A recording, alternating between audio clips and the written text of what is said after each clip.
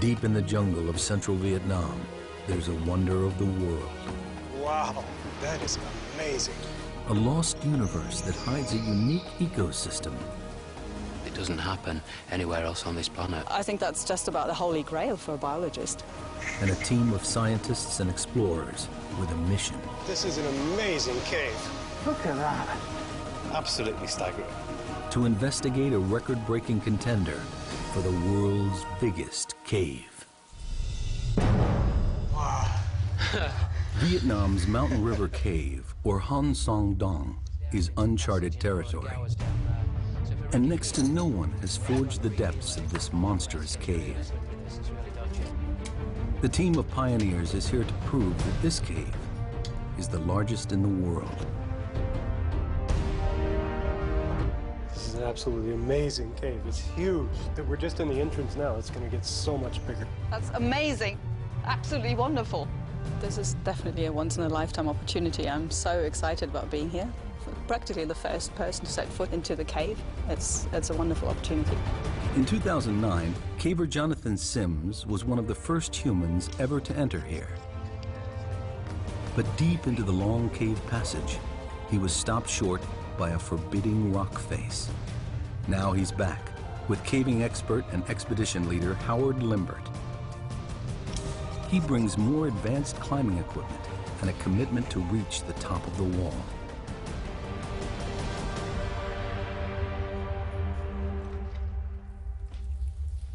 The expedition begins with a dangerous 328-foot rappel into the first massive cavern.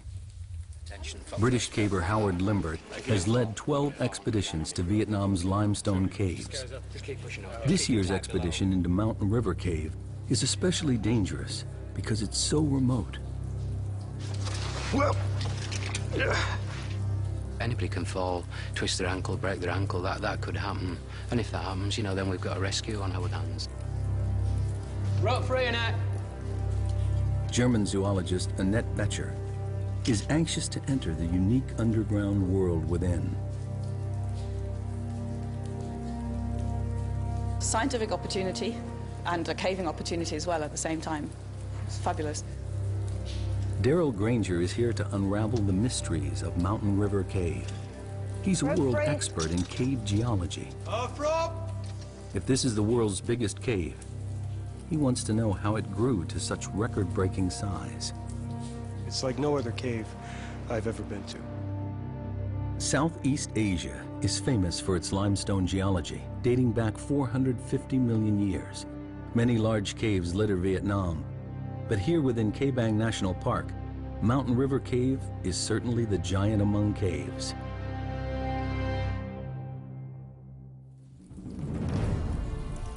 In the 2009 expedition, Limbert and his team were only able to fully explore the first section of the cave. But they found areas they estimated to be about 500 feet wide and about 650 feet high. That's over 3 times the height of Niagara Falls. Deer Cave in Sarawak, Malaysia, currently holds the title World's Biggest Cave. From what they saw last time, Limbert's team is convinced this cave may be bigger. Let's try and get the map of the cave in some sort of order. Yeah. To claim the world record, they need hard evidence. All this is unmeasured. That's why we've got to survey it, to find, you know, just how big it is, whether it is the biggest cave in the world. We've got to do a serious survey. This passage here, for surveying, it was really, really hard work. Jonathan Sims is one of the 4 cavers who drew up this rough original survey of Mountain River Cave. And what we really need to do next is get over this wall. He knows the wall that defeated him back in 2009 is their biggest challenge. It's a dangerous obstacle to overcome. Made of loose calcite and mud, it stands at nearly 50 feet high. We just weren't expecting anything like that. Well, as well as that. Sims is determined that this trip will be a success. He won't fail twice.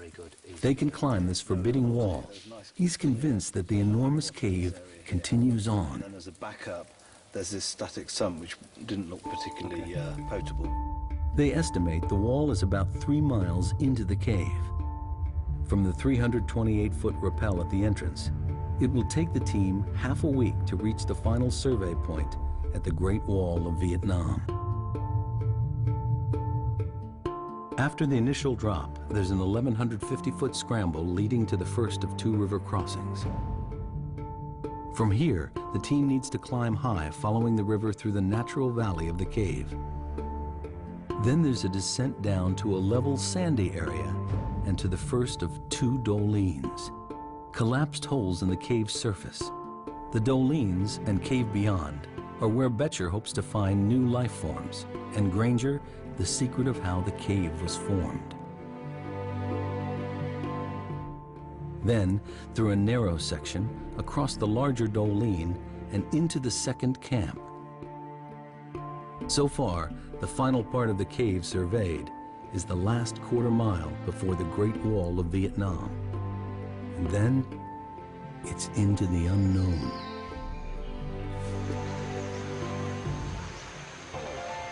Limbert's caving team has been exploring Vietnam caves since 1990. They picked the Ca Bang Massif for a very good reason. It's a huge limestone area with lots of water, ideal ingredients for cave formation. Where there's no limestone, the rivers are trapped within walls of non-soluble rocks, which hold the water in.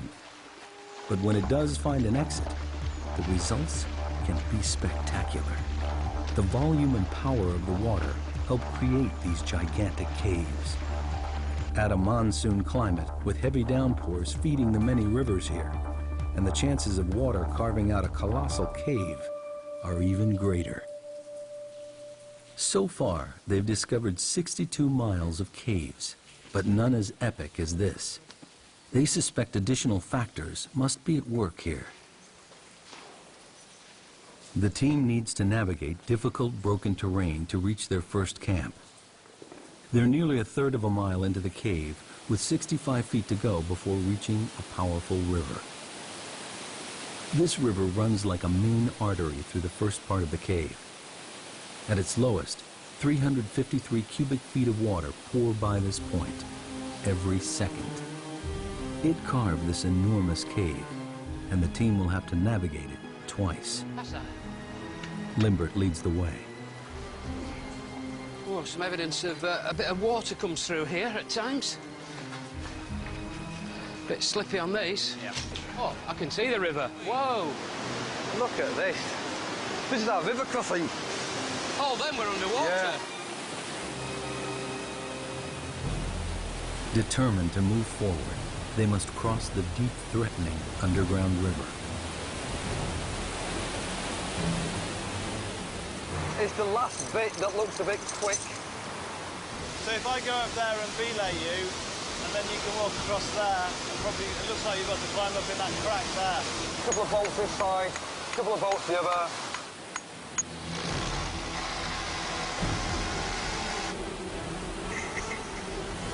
It's life and death, really. So, I mean, it has to be right. Worst case scenario, one of these pops, you've got to back up. That's why you've got to put, you know, make it as safe as possible, really. In full flow, the river could sweep any one of the cavers off their feet. And if it floods, it could rise to life-threatening heights, cutting off their escape route. What's the forecast for the next few days? Well, the forecast is good, but you can never be absolutely confident. Limbert chose the timing of the expedition very carefully. It's the end of the dry season, so the river is low. But any unexpected tropical downpour could cause the river to rise dramatically in just hours. Let's do it. Right, guys, you can start crossing.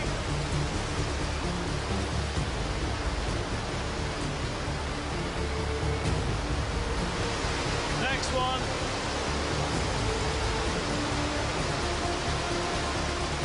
The most important thing is that you don't allow the river to sweep you away, because there's a load of rapids just down there, and we're not really quite sure exactly what's in the river beyond that, because we haven't seen it all the way, and there could be all sorts of very sharp rocks and all that kind of thing, And the last thing you want is to get swept down the river, because it could be serious injury or even life-threatening.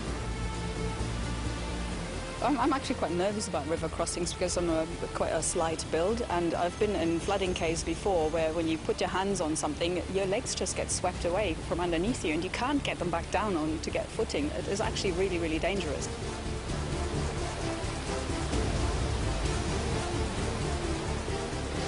I'll put a plaster block here. Hold on.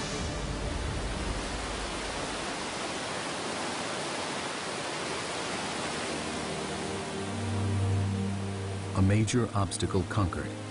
Darrell Granger can now start to really look around. You can see big formations, big stalagmites over there. Check that one out. This is an amazing cave. We came down those big slopes, we've come through the rocks, and we finally made it down to river level. So now we can set up camp here. We can start thinking about what we want to do next in this cave. The Titanic cave is theirs to explore. What is it that makes a cave so big? There's a lot of stories that we can learn from this cave. To claim the world record, Mountain River Cave needs to be consistently higher, wider, and longer than the current title holder, Deer Cave in Sarawak, Malaysia. When you're talking about largest caves in the world, there's no doubt there's some very, very long caves. And if you went on pure volume, many, many caves are bigger than this cave on pure volume. It's pure dimensions of a whole single passage like this that continues for 5 kilometers is pretty unique in the world. Mountain River Cave runs in an unusually straight line from north to south without any deviation. So let's get underway. Let's get started. Okay? Okay. Granger believes the water in the oldest section of the cave could offer an explanation as to why this cave is so enormous. Highly erosive, extremely acidic water rushing over pure limestone may be the answer. To confirm his theory, Granger needs to draw a sample. Okay, so right now I'm taking a pH measurement. I have a pH probe here. We have to leave it in the water for a little while to equilibrate. That'll tell us the pH of this water. pH levels range from 0 to 14. The lower the pH number, the stronger the acid. To be out of the ordinary, Granger's looking for a reading lower than 7, which is neutral. On the surface, tropical rainstorms flood the vegetation and seep down through the soil. Along the way, the water picks up carbon dioxide, which makes it acidic. High levels of acidity would make the water flowing into Mountain River Cave more effective at seeping its way through the rock. All right, so my pH should be finished now, and we have about pH 7.5. So that's pretty typical, maybe a little bit on the low side. The results of the test surprise Granger. The water here is not overly acidic. This can't be the explanation for the cave's epic size. There's something strange going on here, and finding the answer to this huge puzzle is his primary focus. Granger needs to dig deeper. The explanation could lie in the river's efficiency at eroding the limestone. To test this theory, he measures how much dissolved calcium carbonate there is in the water. This will tell him how much rock erodes daily. I'm going to add some acid in here until the liquid turns yellow. And then the way this kit works, I can just read off from the syringe how much calcite is in this water. One more drop. So now it's yellow. Okay, we only have about 62 milligrams per liter. This means that every 1,000 gallons of water that passes by here carries 8 ounces of dissolved rock, about the size of a baseball each second. It sounds like a staggering amount, but for a cave of this size, it amounts to nothing. Like the pH level, the calcium carbonate result is ordinary and unexceptional. It's exactly the result a geologist might expect to find in any limestone cave river. These results don't help Granger understand why this cave is such a monster. The answers must lie deeper within the cave. Howard Limbert's team is a third of a mile into Mountain River Cave. They have food for 6 days, enough to get to the Great Wall of Vietnam and back. The team sets up camp. Rehydrating and replacing lost calories has to be carefully managed. Geomorphologist Dr. Hugh Nguyen and biologist Dr. Tai Nguyen of Hanoi University also join Limbert on the expedition. Hopefully the other porters will take all the other bags to our underground camp. This is a great trip. It's an amazing group. And everybody has pulled more than their weight. Annette Betcher goes deeper and further into the cave, looking for life. And like Granger, she's getting frustrated in her search. She is here to find undiscovered species, but so far only sees a barren landscape. It's a bit of a shame. I had great expectations, but with the wet flooding, I had to rethink basically my approach. The team is exhausted and settles down for their first night inside the cave. The next morning, they continue over half a mile further.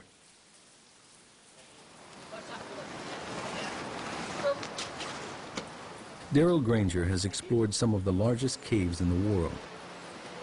But this one is about to reveal something he's never seen before. Deep in the heart of Mountain River Cave lie the magical and mysterious dolines. Wow.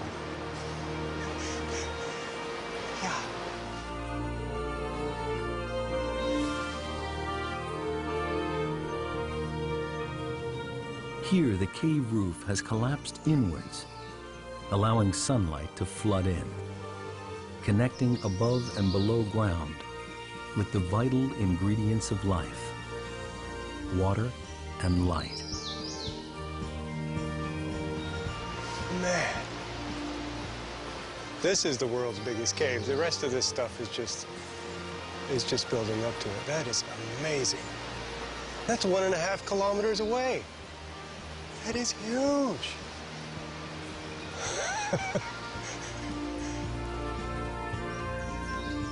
But that looks like, it's 100 meters away, like we're in a normal-sized cave. That's 1.5 kilometers. It's hard to even imagine how big that passage is.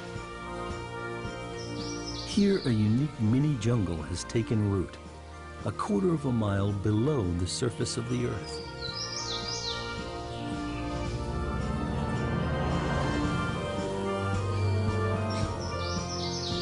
Seeing the jungle, basically, in the middle of the caves is one of the most beautiful sights.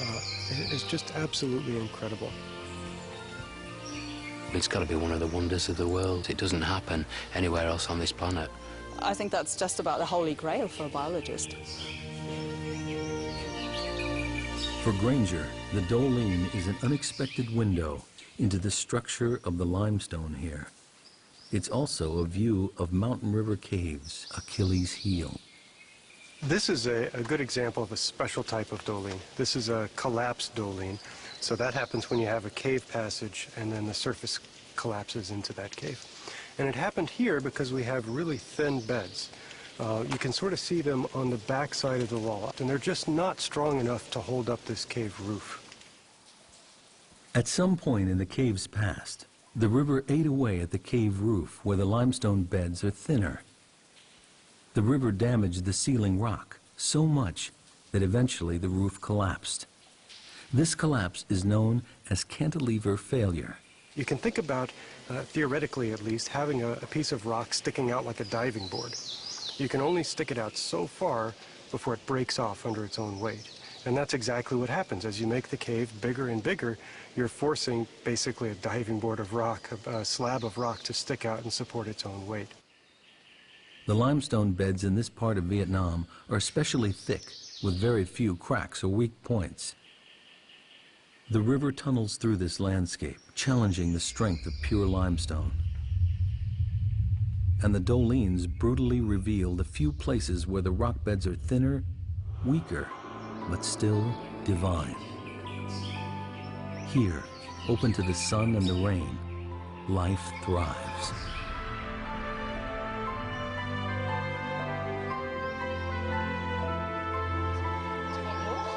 Dr. Tai Nguyen and Annette Betcher are the first to climb into the undergrowth.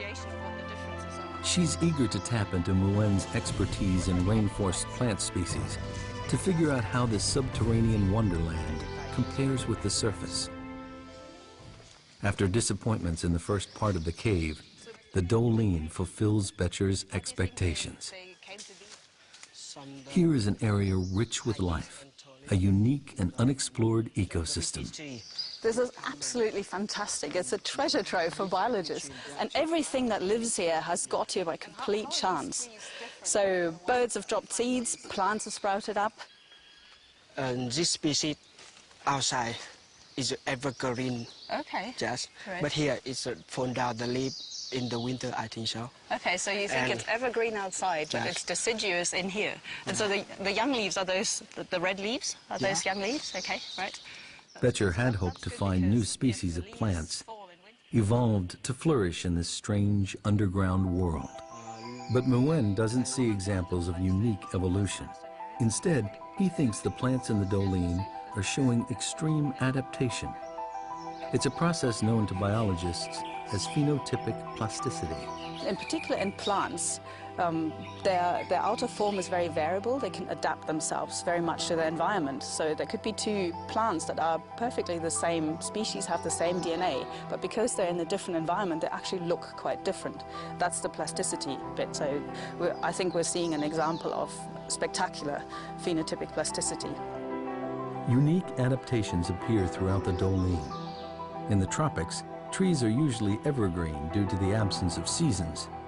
But down here, they're deciduous, with sparse foliage and narrow trunks. Dr. Nguyen theorizes that this is how the trees adapt to the comparative lack of water and shortage of light.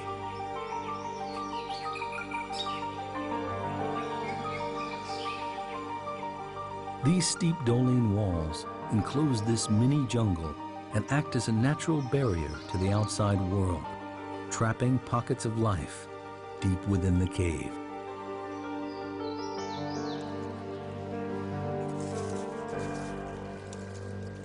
Betcher looks for soil thick enough to lay some surface traps. Alcohol will preserve any creatures that venture in. Now she must try to find any signs of life in the dark cave. But so far, the chance of finding anything of significance doesn't look good. Could the acidic water that created this cave also be destroying all life within?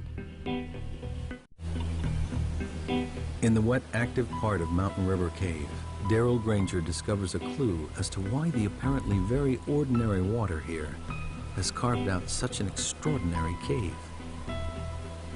He's got a hunch that the speed of the water at peak flood could be the key factor. Here, what we see are little scallops that are carved in the wall. They're dissolved in the wall by water as it passes by. He expects to find evidence that the water runs through here at a great speed.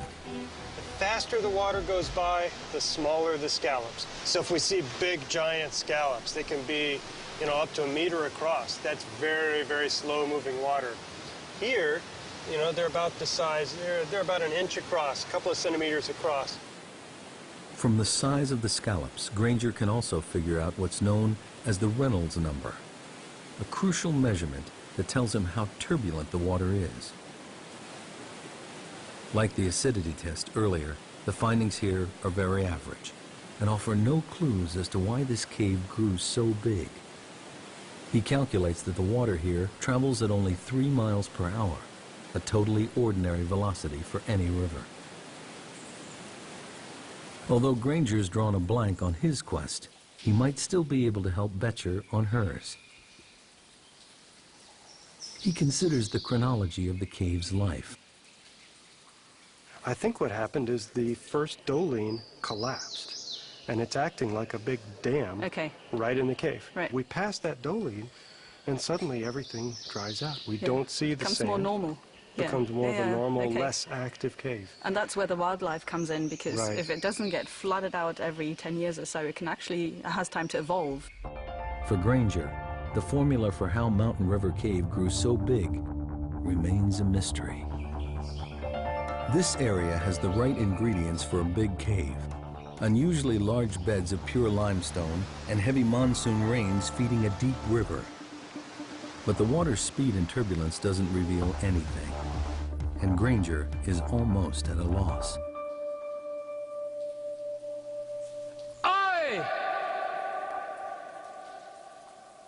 The surveying team looks for answers too. Aye! That's probably a 500-metre echo. So if we ever push in a cave and you get to end of a cave or end of the exploration for a day, we often give it a big oi just to see if it's still continuing, and we know we can turn around and come back to another successful push the next day. A bit further, Jonathan. For this expedition, they need to use a more sophisticated way of measuring the cave's size. Cave surveying used to be a primitive process where everything was done by hand. Now, digital laser readings cut out the tedious legwork and provide precise measurements. They must survey every part of the cave precisely, and every measurement must be exact to the nearest inch. When it comes to claiming the title World's Biggest Cave, it's length, width, and height that count for Howard Limbert and his team. The laser sends a beam across to a designated point called a survey station, which Sims marks with a small light disc. They measure distance, height, and angle. It's painstaking work. 29.9 minus 3, 0.99. Left's 8. The laser beam picks out the highest point in this section of the cave. It measures 328 feet high. The Statue of Liberty could fit in here quite comfortably, with room to grow. The widest section surveyed so far is 338 feet across. This passage continues for another half mile. Enough room for a small plane to fly through, or even a whole display team. Very good. So if we go back to the original station, and then we'll get some legs straight down there. Okay. Can you shine your target? Shine on Limbert believes this cave is consistently longer and wider than Deer Cave, but he needs to find the highest area. Just up a bit, Jonathan. Light on. They're now over 2.5 miles in, and Deer Cave still holds the title of the world's biggest cave. Hope lies beyond the wall, but they have just 3 days left to survey, and there's a problem mounting. While the Dolines bring in light, they also allow weather from above to seep down into the cave. Jonathan? Come a bit closer. Please, we've got a problem with the clouds now. Right. It's extremely accurate if there's no cloud in the way, which there is in this case across the far side. So this is one thing that does make it difficult. One of the peculiar hazards of surveying in a cave this size. The poor visibility means the team must stop the survey. It's a paralyzing setback. They're running out of time to get to the end of the cave. Time is running out to survey Mountain River Cave. Howard Limbert makes a tough decision. He sends his 2 best climbers, Sweeney and Clark, ahead to set the rigging on the treacherous Great Wall of Vietnam, so the rest of the expedition can follow tomorrow.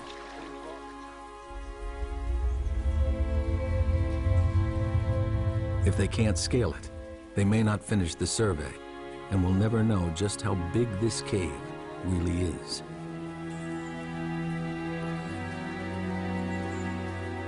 In 2009, the explorers estimated the forbidding wall to be nearly 50 feet tall. Now, Clark and Sweeney think it's much bigger, estimating 200 feet, nearly the height of a 20-story building. They have the gear for the challenge, but the wall is going to be a longer, more dangerous climb than they expected. Geologists call this a flowstone, rock made weak and fragile by water dripping from the ceiling. the first 15 foot is this, which looks very good, but if you... that's what it is. This wall could be the mission's downfall. That's just mud and gravel, is that? Ouch. It soon becomes clear this cave is not going to give up its secrets without a fight.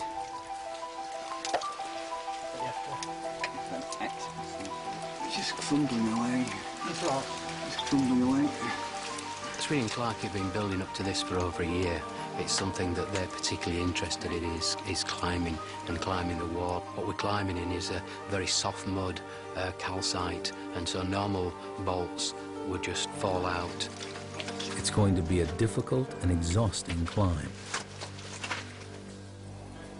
Back at the camp, the extreme conditions are taking their toll, even on those who are not battling the wall. What can be quite difficult is just living in can be quite squalid conditions. You've got to keep things clean. It's very dirty at times. You're getting sand and dirt in everything, be it your caving equipment, all his clothes. Feet are a big problem because you're continuously wet or sweating or going through rivers. We often get what we believe is a fungal infection of the feet. Meanwhile, Annette Betcher's search for life continues. She came to Mountain River Cave to find new species, but with only a mile or so to go before the wall, she has yet to discover anything out of the ordinary.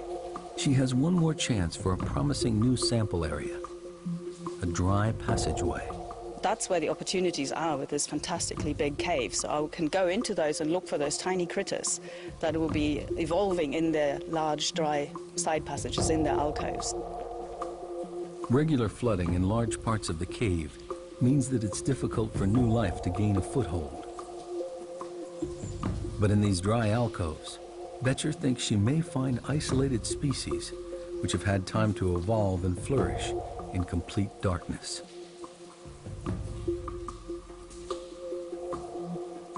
The smaller and more primitive the species, the better equipped it is to evolve quickly.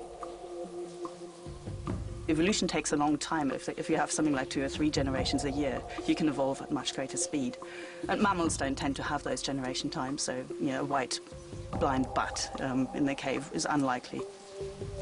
Because of the cave's sheer size, species can easily get cut off from each other. In isolation, Betcher believes it's possible for weird and wonderful offshoots to evolve. Oh my word, look at these. Zoologist Annette Betcher finally strikes gold in Mountain River Cave. This is the first white woodlouse that I've seen ever in the cave. On the surface, they would be dark colored, probably dark gray, slate gray or black. This is not something I expected to find here, so I'm very pleased. Come on. I'm almost 100% certain that this is a new species. And the reason being is that to have a new species, you need isolation, geographical isolation, but this is a pretty isolated place. They look different. There's nothing nearby that I've seen that's got no pigmentation. It's a woodlouse, all right, but it'll be a new species of woodlouse, and it'll be specific to Hang Song Dong. It's about as good as it gets. It's a fantastic discovery for Betcher, a species that has adapted to its environment and survived the great floods of water that helped create this cave. Well, there's absolutely no chance that anybody's ever seen these creatures before, and that's what really excites me. It's a wonderful discovery. The woodlouse is a clear sign for Betcher to what's happening here.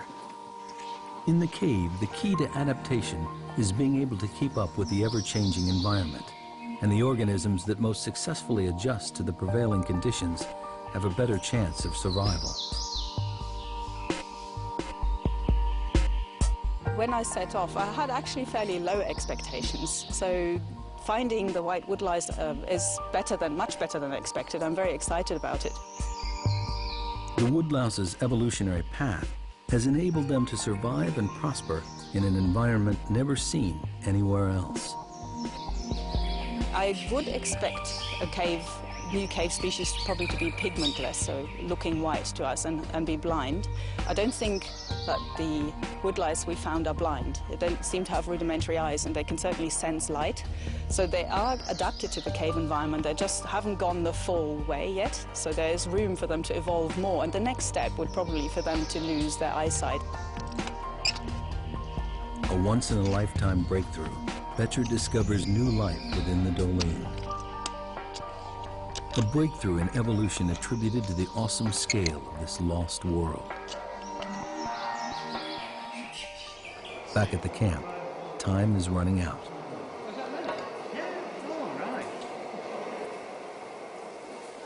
Climbers Sweeney and Clark continue in their battle to secure rigging on the wall and ready it for the rest of the team.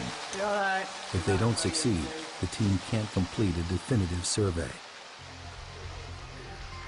Limbert and the rest of the party wait nervously for news.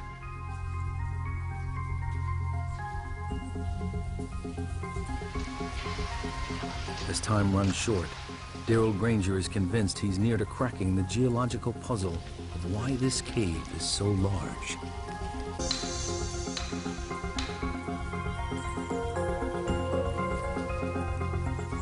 Huge volumes of water, pure limestone, and a tropical climate are important factors.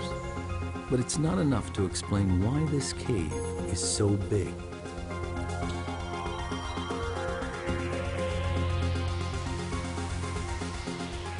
In a bid for answers, he returns to his maps of the region. So this is a digital elevation model. It shows the area that we're in, right in here. This is the Kabong National Park. Granger suspects the critical evidence lies in the cave's geography.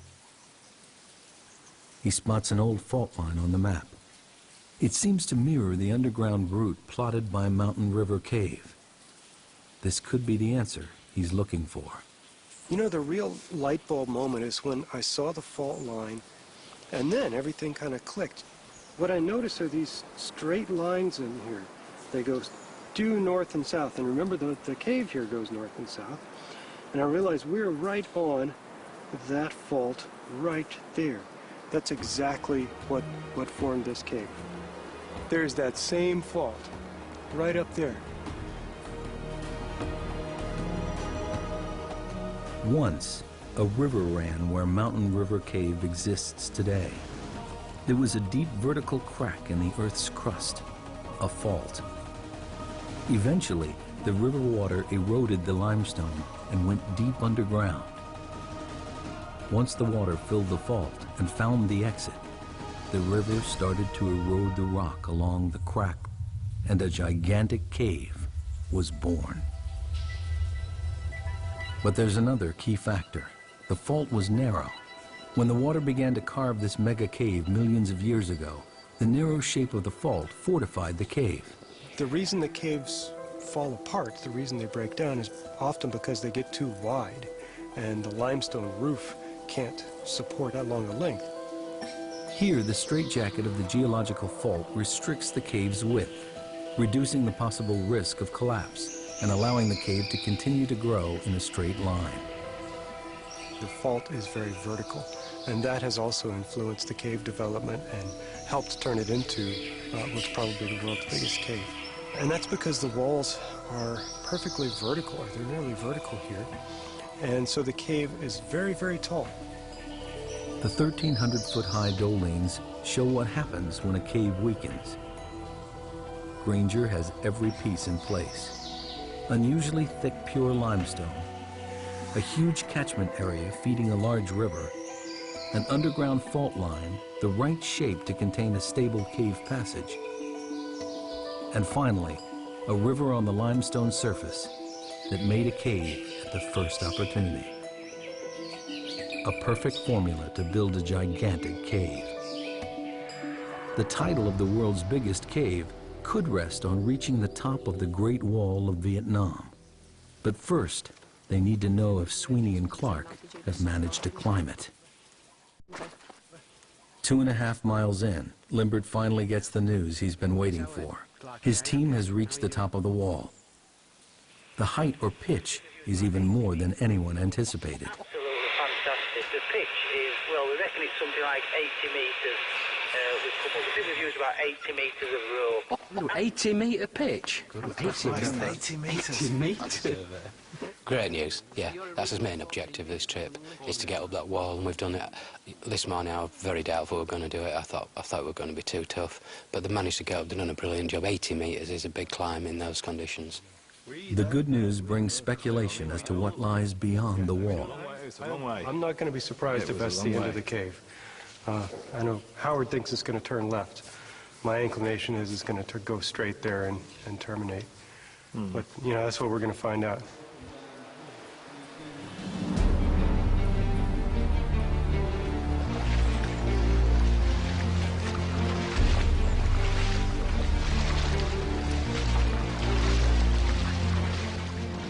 The final hurdle now awaits Limbert and his team as they push on to join Sweeney and Clark at the Great Wall of Vietnam. It took almost 2 days for those guys to bolt up there. It's very fragile rock, so you need to be very, very careful. They've done a great job. My greatest feeling was one of relief, which perhaps indicates how serious a climb it has been. You're standing up there and you're looking down and all this, and it's absolutely tremendous. The team finally arrives at the wall. It towers above them. This is what they've been working for, their ultimate destination.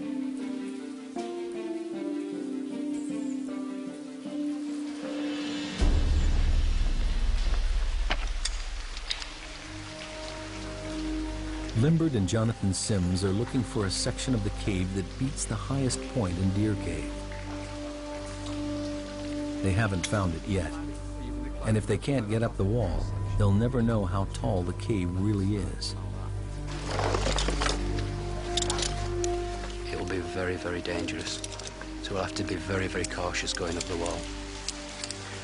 It's only for experienced cavers, really. Limbert makes a difficult decision. Only the surveying team will go up the wall. It's too dangerous for Granger and the film crew to follow. This is it. We're about to go up and push into the unknown, as they say. Who's going up first then? Sweeney.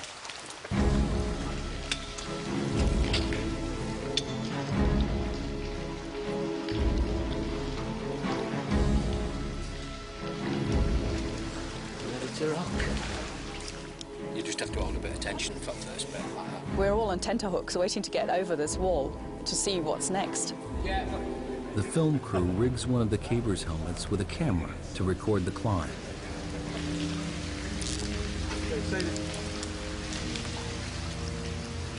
Left of it, down centre of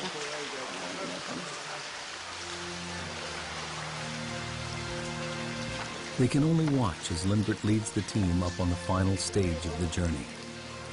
It's a whole team effort. I mean, it isn't just a few people going up a wall. It's the whole build-up. It's the sort of year of planning.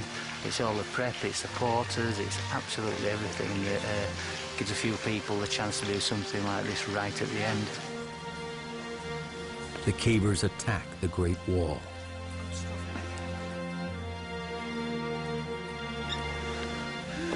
It's absolutely fantastic. It's something else, is this? Look at that. They have succeeded in the most difficult part of the expedition. The Great Wall of Vietnam. This huge flowstone, nearly the height of a 25-story building, is conquered at last. But the elation is quickly followed by disappointment. As Granger suspected, Mountain River Cave ends here. An exit to the outside jungle lies just 984 feet beyond the wall. With no more cave to survey, the team gathers the final measurements from the top of the wall to the ceiling. The highest point in Deer Cave is 574 feet.